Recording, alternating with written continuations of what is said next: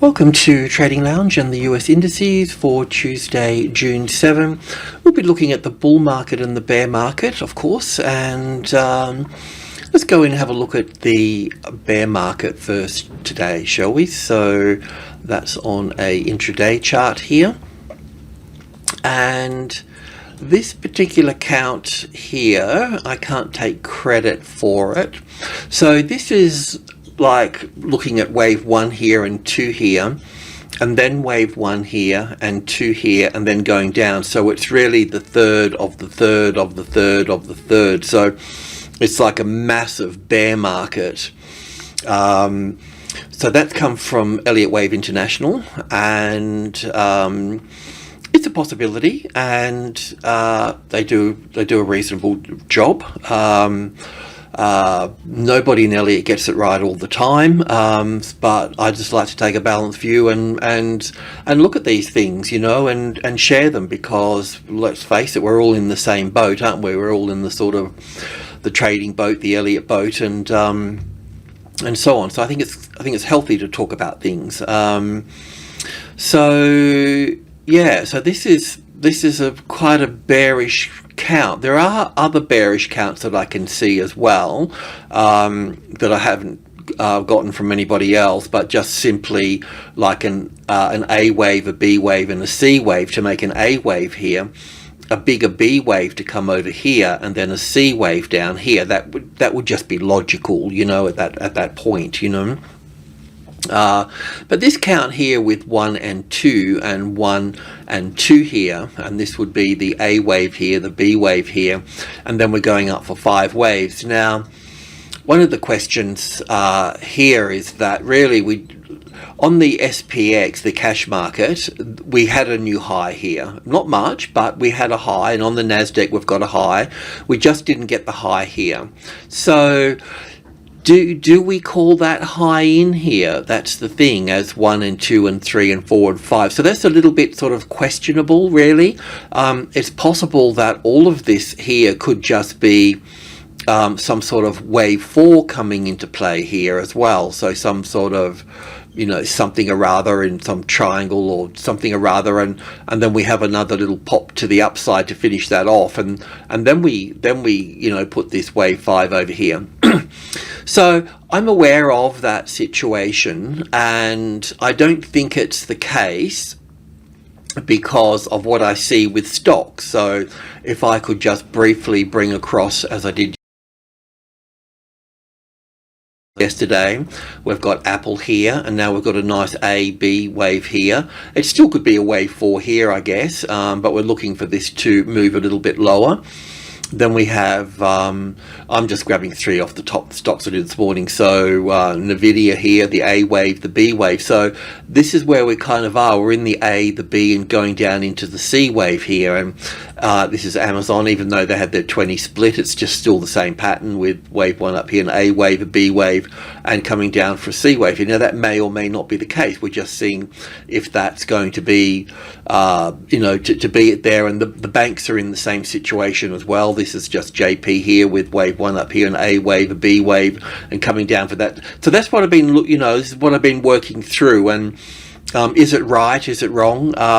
Well, the proof will be in the pudding at the end of the day. And at the same time, I'm not really making a move on any of these markets, because all we're doing is, you know, once we had the top in play, we can come down from the top down to the B wave, and then we'll come down to the wave 1 here, will be triggered into the upside. So that's so I'm thinking that we've got it in here, but I'm open-minded. I'm not going to do any long trades in here, and I'm not going to do any short trades into this space here.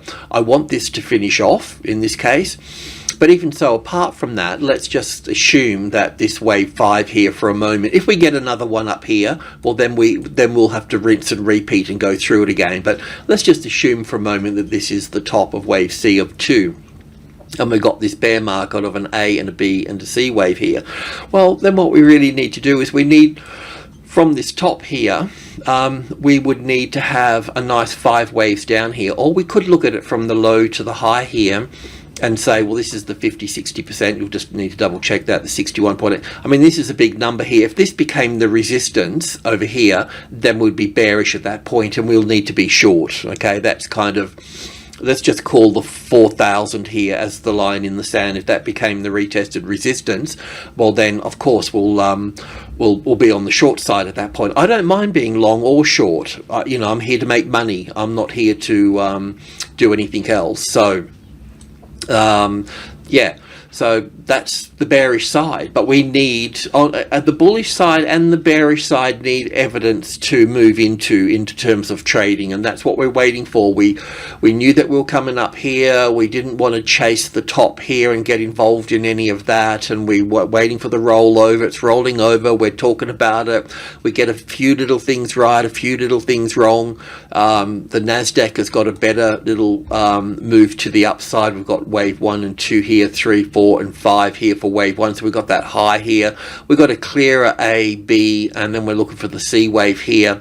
So that's kind of panning out quite nicely with all of that. We're not doing any short trades there. So you know, because we're looking for, you know, because what will happen first is the long trade setup will come before the short trade setup. So, and in that case, we're coming down from the tops to the B wave, and we'll come down and we'll be triggered in at some point, right? But on the short side, we'd still need it to come down and then bounce with 5 clear waves here, bounce, and then we can look to move into the short side. We'll come back to the NASDAQ because we're going to do something else with that as well. But this is the short side here.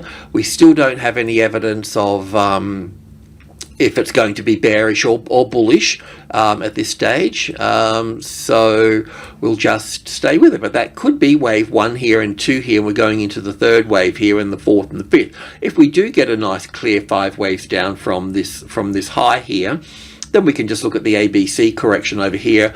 Because we get 5 here, we can short the retest here at 61.8. We start building it at that point. We can build in here. We can look many roads to Rome. We can just keep, you know, edging in. It's really about managing that exposure. So we're going to be flexible. We'll be open to the market. The market's the boss, and we just do what we're told. If we don't do what we're told, well, then we'll lose money. You know, as simple as that. So. Yeah, and in the meantime, if it does pop up for whatever reasons, then we'll just have to rinse and repeat. We'll have to look at this as 1, 2, 3 here, come across for 4 and up for 5. But like I said, it looks obvious that that would be the case on the S&P, but it's not what it's telling me on stocks. But yet we still need to validate that top there as well. So it's not over yet, and everything that you do always seems to take longer than you wish it to. But anyway, that's the bearish count. The 4,000 is the line in the sand. We may be able to get into it earlier, but if this becomes the resistance, then you know that we've got some type of bearish pattern going on here. Will it be the end of the world? You know, this is the top of a grand super cycle top here, and we'll be in for a bear market that you know, it's just it'll just be huge. So you know, there's a lot of negative news out there and so on, so it's pretty easy to paint the picture of a bigger bear market to the downside. But I've learned in my years of being in the markets that when everybody thinks that it's going to be one way or the other, it normally goes the other way, you know. So I learned just to be the less opinions you have, the better. That will keep you safe. An opinion will get you into trouble. Anyway, that's the bear market. So let's see how that plays out. And secondly, we want to go back to our little bull market, which is on this tick chart here. So in this case, we're looking for wave 1, 2, 3, 4 and 5 in line with the NASDAQ and the NASDAQ stocks that are pushing it around. And yeah, we've just been waiting for the A wave. We've got that, the B wave here, and we're looking for a C wave to come down. The C wave will be in 5 waves, so we can start looking at this as being probably wave 1 in here. Wave 2 might come over here somewhere. It might It'll be there somewhere, just making that a bit smaller, and then there'll be wave 3, 4 and 5 coming down through here. So we still got plenty of time, you know, and we'll be I won't talk about it again today, but we've talked about it a lot, but we'll be building in over this side as we go, you know. So that's really it in a nutshell. We're getting closer, but just takes a little bit of time. So I'm just going to move that to the side.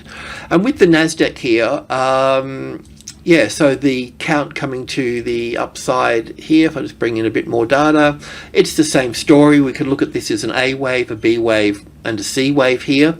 So an ABC, and then continue to work down to the downside. So the 50-60% is around here, and if the 12,000 became the retested resistance, or we had a really nice 5-wave structure down here, well then we'll look to short that. So we would need to see 1, 2, 3, 4, there'll be a bounce close to that, there'll be something here, and then there's going to be some sort of ABC correction here. All right, so that ABC correction, that's the one that we can short at that point. So that will obviously come down here again and bounce off there. There'll be lots of different ways we can get in, but having that 5 waves here will tell us we're going to get another 5 waves over here.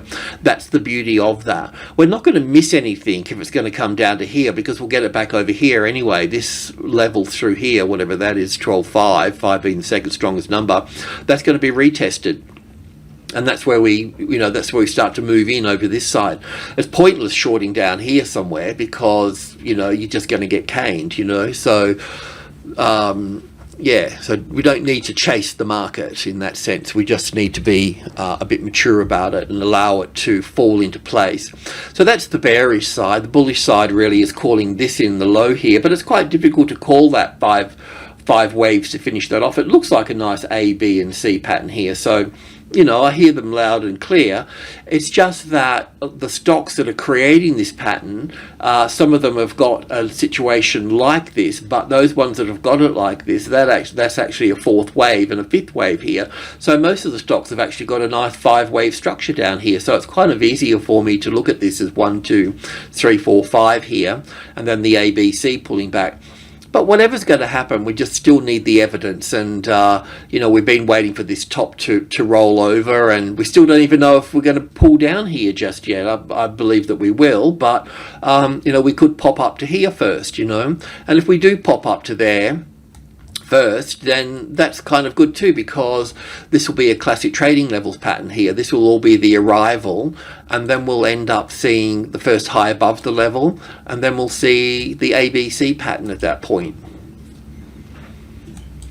And then all we need to do is go long at that point. So it's just really, so it'd be nice if it was working there. That would be this pattern here, the arrival, where we're in this situation here, and we're thinking, do we come down further for wave 2, or is that wave 4 and we go up here first and then we have that? So we'll be going over here and over here for this. So there's a fair bit of patience to be had with all of this, you know, because we're playing the long game here. We're not day trading this. We're, you know, we want to get in on the trend, and we want to build a you know, positions going over a long period of time. And I suggest that that you start looking at some ETFs. I mean, I don't particularly like ETFs. I think they're an accident waiting to happen, because you don't own the underlying asset, and if a company goes belly up, well then it's goodbye your assets, you know.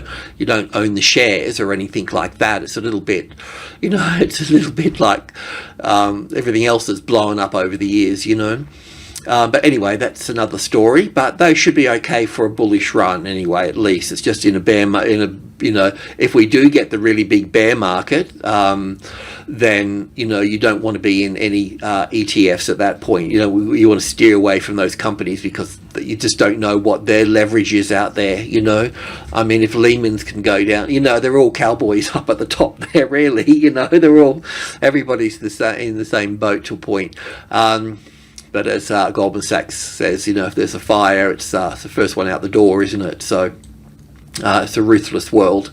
So one of the other questions that came up here is that, it's a good question. It comes from Europe, and it's a question about the labeling. So I've got this as intermediate wave 1 here. Now, I don't know if that's correct or not, but I want to share the issue that I've got, and then perhaps other people can have their say as well, be it by email or YouTube or whatever, about this. So I've got it labeled as minor wave 1, 2, 3, 4, 5 here for intermediate wave 1. Now, I know that that's a little bit small as well, so they were suggesting, well, shouldn't it be at least minor wave 1 to the upside here? Or if not, what about, I'll just call it minute wave 1 here rather than intermediate wave 1? And that's a really good point, and I think we need to investigate this a little bit further. But I want to justify why I've got it at this point so far, and really I think it really even needs to be another degree higher, because if I just go back to maybe here, and we'll just go to the weekly chart, because I think it needs a bigger view of all of this. So if we go back, see what Bob Proctor is saying. He's saying that this here is the top of, you know, the whole move going, you know, way back into the when was the South Sea bubble, 1790 or something. He's calling that in the top there, so he's calling that the top there. So and you know, he could be right, and it's not that we're going to be losing because he's right or someone else is right or wrong or anything. We'll just trade what we see, and we'll do the right things at the right time. That's what we do. But I think it's it's good, interesting to discuss all of this the best way we can. So this one here, this tech bubble situation here. So I've labeled that super cycle. So this is yeah, right. So this is super. So you've got intermediate degree. So if we just put these in order here, I think it's a good little sort of lesson, and it's not really a lesson because I don't know myself. So we've got that there, and then we'll have this on top here. Let's just get these little ducks in order here. So, and then above that will be the grand super cycle. So I'll just, that's also in a circle if I remember, not that I really use it much, but so would have well, we can also put minor degree in here as well, and then minute degree under that. So we've got minute, minor, intermediate, primary, cycle, super cycle, and grand super cycle. So I was thinking that maybe we'll look at this as super cycle 1 and 2 here, and then look at this as primary 1 and 2 and 3 and 4 here, and then primary wave 5 up here for super cycle 1, and then coming back for super cycle 2 here. So what I'm suggesting is that we've actually, you know, the tech world really, I don't see it as being finished. I see it as just sort of, you know, starting. I mean, this is where it started down here, wasn't it? And, you know, it was a lot of hot air, but it was, you know, the first wave of money always collapses, you know. And I think we're going into some other, you know, the technology. If you have a look around at the moment, it's, you know, 3D printing, robotics, AI, nano, bio, and what, you know, this in every direction you can possibly think of. There's the technology is just expanding so rapidly. You know, they're printing body parts, and, you know, I mean, it's just fantastic, really. So I think, you know, this is really the first real leg of technology that's come into this space. And yes, it has been pumped up from trillions of dollars from the COVID thing and the rest of it. But I don't think I can't see it being the end of the world. Do you know what I mean? Because if this was the top of the grand super cycle, well, then we would have to be coming back down here somewhere, you know, because you need to look at this as a wave 4 here, not as a wave 1 and 2. So I just can't see that sort of, it could, don't get me wrong, and you know, we'll be over it if it will be all over it if it does. But so I've labeled this here as primary 1, 2, 3, 4, 5, 3, 4 here, and then up for 5 here. So between 4 and 5 here, there would be intermediate degree going up here. If I was also looking at this as all of wave 1 here, say this distance here, that's the distance of just 1, and I can go into log scale, and you'd normally go into log scale, you know, at primary degree or above, really, you know. But I also find that doing that sometimes can distort what's actually going on, so I like to be a little bit careful about that. But even if I took the third wave as being up here, or even let's just gravitate to the closest largest number, so it should be wave 3 should be longer than that. But even if I take it to 30,000 for the NASDAQ, and we'll have 20 here and we've got 10 here, so basically the Fibonacci numbers 1, 2, 3, 5 and so on. So in that space, if we're heading up into the 30,000 here for this, then I think to myself, well, how do we get up there, you know? So this would be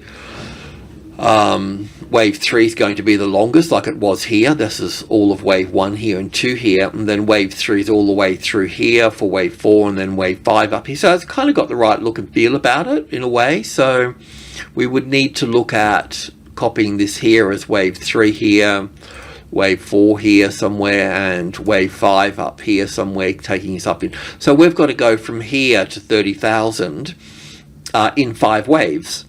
So I'm thinking that, well, this is why I've gone to the intermediate thing, because if I take the first little wave in here, which would be 1 and 2 here, then that would be 1, 2, 3, 4, 5. So coming back up to the top here, that would give me basically primary wave 1 in there somewhere, you know, so we'd be looking for 5 waves up into this space. That's what I was kind of thinking anyway. I mean, obviously there's a lot more detail to be sort of had with all of this, there's no doubt about that, and we could probably drop down to minor degree 1 here as well, the next level down to this wave 1, but I don't know if I could bring it down to minute degree of structure if I'm looking at this here. So in a nutshell, the two things that will be floating around in the world out there in the Elliott world is that this here, I would grab this here, just copy that. So this top here, what Bob is saying is that would be the top of everything at that point. That's the question that we need to resolve, you know. And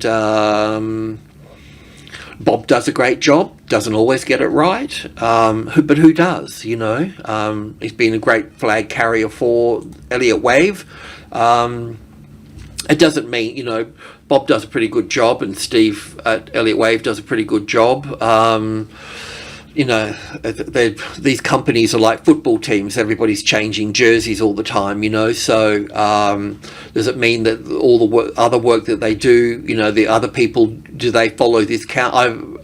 You know, anyway, it's all like here, there, and everywhere. There's you know, there's a good dozen Elliott Wave traders out there, and probably the ones that don't say anything are the better ones. You know, like I'm here yapping my mouth off, you know, as if I know everything, and I know diddly squat, you know. I'm good at counting waves. I know my strength and my weaknesses, but yeah, so I don't know what's right or wrong here. You know,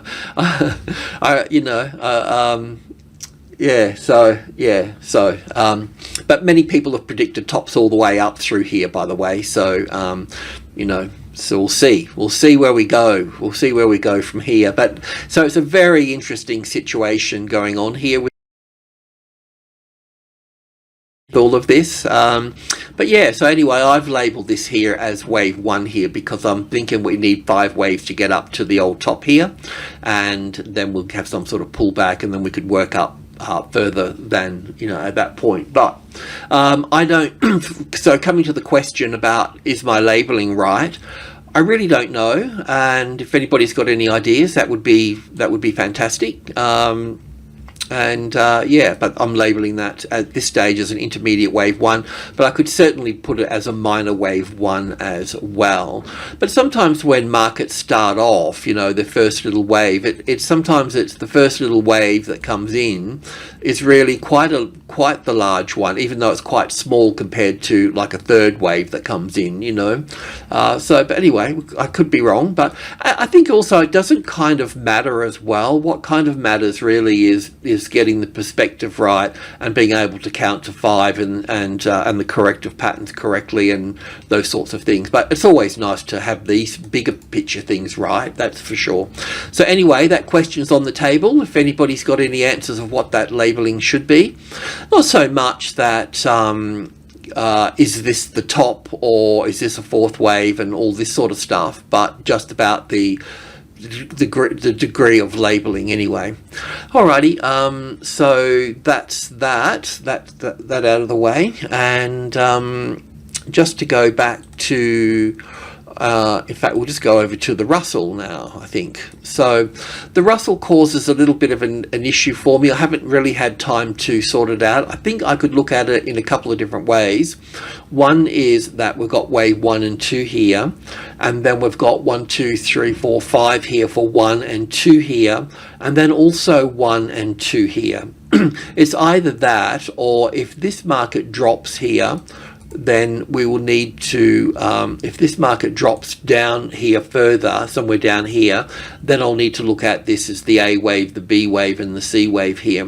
When I look at the ETF of this, we can look at it a different way. We can look at this as 1 here and 2 here, and 1, 2, 3, 4, and 5 up here for the third wave, and look at the fourth wave here. This may not even be finished yet. It looks like it wants to push up a little bit further for that, but you know, would need to, this wave 2 was pretty big here, so compared to wave 1 here, so this can be smaller, but still I think the way out of this is that we had a trade here. We're looking to take a percentage off the table here, or take it all off at that point. But I think the thing here is that we're either going to pull back down with the rest of the markets, and we'll know where we are at that point, or we can look at this here just simply as a classic trading levels pattern sitting on the 190 here, because that's what appears to be occurring at this point. I just don't know if it's got time to finish this leg off over here for this, but I think in terms of all of this, what we really need to get past here is this being an A wave, a B wave here, and then a C wave up to this point here. So yeah, within that we can look at this coming back over here for this. I think it's kind of interesting really, because the question is this here, is this an A and a B and a C here? It kind of looks like that, because all of this run here is really in the same family, you know, it's the same, so it looks quite corrective. We could also label this here as an A wave, a B wave, and then 1, 2, 3, 4, 5 up here for this. But anyway, I just wanted to see, we're not making any trades just yet, because we want the NASDAQ and those tech stocks to be in the right place, so we don't have to make a decision here just yet. We'll just see if this pulls down here first, but we will go long here in line with the NASDAQ and the S&P when the time comes, or if we need to be bearish, we'll be doing that at that time there as well. So for this particular trade here, the idea was to take money off the table at the 190, so you can either do that, you know, not quite at the 190 yet, but you can do that now, or do whatever you need to do with this. But we don't know yet if this is going to be bullish to the upside. We need to get past a few things, so I'll leave that up to you to decide at this point. But yeah, that sort of wraps it up for the Russell, and the NASDAQ and the S&P, just rehashing the S&P for a little bit here. We need to figure out if this is correct here as wave 1 here, an A wave, a B wave, 1, 2, 3, 4, 5 to come down here for this. So yeah, we've got a little while for this to finish off here, so there's no there's no rush to call anything in here. As I've mentioned, coming up into this space, we've all patiently been waiting for this to unfold, and we'll just allow it to continue here and unfold, and we'll pick it up here. So maybe, what is today, Tuesday? So look, maybe Friday and Monday will be the bullish days for this, but we'll see. We'll see if it pops up here first, or if it drops back down here. And if it does drop down here, we'll need to understand if it's an A and a B and a C wave, or is it 1, 2, 3, 4, and 5 into a bigger bear market down here. So there's still a lot to go. We're not ready to do anything just yet, but we'll get there in due course with all of this. It just takes time, but we will be rewarded for our patience and doing the right thing at the right time. Alrighty, cheers.